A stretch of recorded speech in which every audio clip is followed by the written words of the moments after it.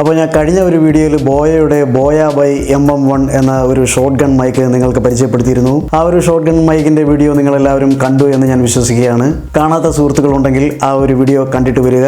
ആ ഒരു വീഡിയോയിൽ ഞാൻ ആ മൈക്ക് ഒരു DSLR-ന് മുകളിൽ കണക്ട് ചെയ്തുകൊണ്ടുള്ള അതിൻ്റെ സൗണ്ട് ക്വാളിറ്റി നിങ്ങളെ കാണിച്ചിരുന്നു. എന്നാൽ ആ മൈക്ക് DSLR-ൽ മാത്രമല്ല സ്മാർട്ട് ഫോണുകളിലും ഉപയോഗിക്കാനായിട്ട് കഴിയുന്നതാണ്. എന്നാൽ സ്മാർട്ട് ഫോണുകളിൽ നാം കാണുന്ന ഒരു കാര്യം എന്നത് DSLR-കളിൽ ഉള്ളതുപോലെ അതിന് മൈക്ക് വയ്ക്കാനോ ഒരു ഫ്ലാഷ് വയ്ക്കാനോ ഉള്ള സംവിധാനങ്ങൾ കാണില്ല എന്നുള്ളതാണ്. മിക്ക DSLR-കൾക്ക് മുകളിലും ആ ഒരു സംവിധാനമുണ്ട്, ആ ഒരു മൗണ്ട് കാണും.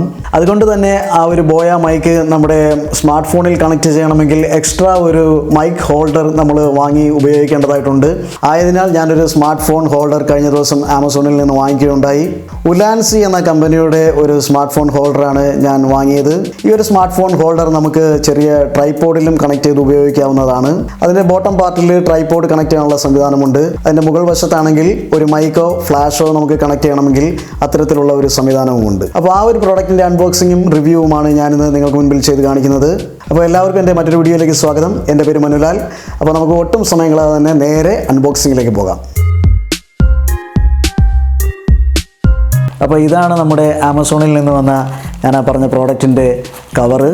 അപ്പോൾ നമുക്ക് ഈ ഒരു കവറ് അഴിച്ച് പ്രോഡക്റ്റ് പുറത്തെടുക്കാം.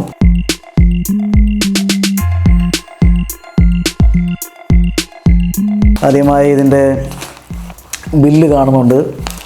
ഇതാണ് നമ്മുടെ പ്രോഡക്റ്റ്, ഉലാൻസി ST06.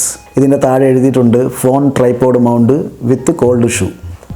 കോൾഡ് ഷൂ എന്ന് പറയുന്നത് മൈക്ക് കണക്ട് ചെയ്യാനുള്ള മുകളിലത്തെ ആ ഒരു പോർഷനാണ്.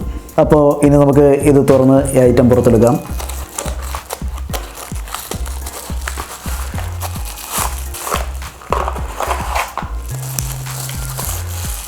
ഇങ്ങനെ ഒരു കവറിലാണ് ഇത് വരുന്നത്. കവറിൽ നിന്ന് അത് മെല്ലെ നമുക്ക് പുറത്തെടുക്കാം. അപ്പോൾ ഇതാണ് ഉലാൻസിയുടെ phone tripod mount with cold shoe. Cold shoe എന്ന് പറയുന്നത് ഈ ഒരു ഐറ്റമാണ്. അപ്പോൾ ഇതിൻ്റെ ബാക്കിൽ ഉലാൻസി എന്നുള്ള ബ്രാൻഡിങ് കൊടുത്തിരിക്കുകയാണ്.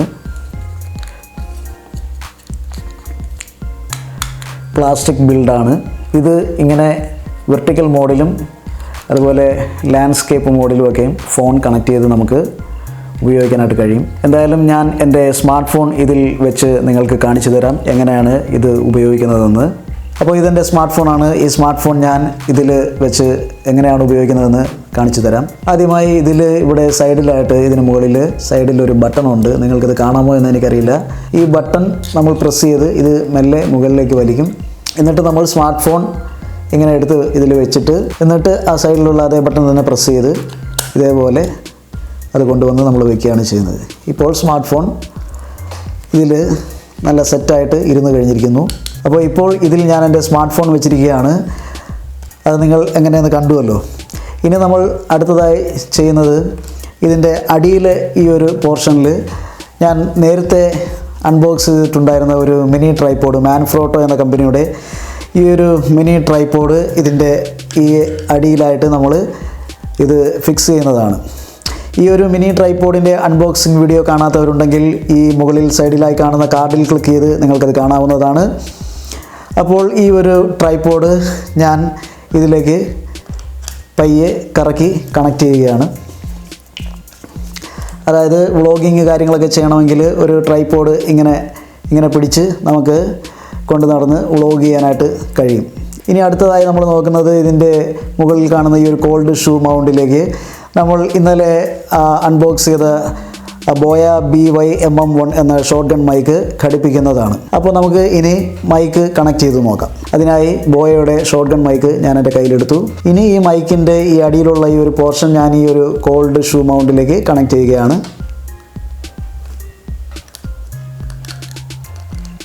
അത് അവിടെ വെച്ചതിന് ശേഷം ഇവിടെ കാണുന്ന ഈ ഒരു റിങ് ഇത് കറക്കി ടൈറ്റ് ചെയ്യാവുന്നതാണ്. ഇപ്പോൾ അത് അവിടെ ഇരുന്ന് കഴിഞ്ഞു.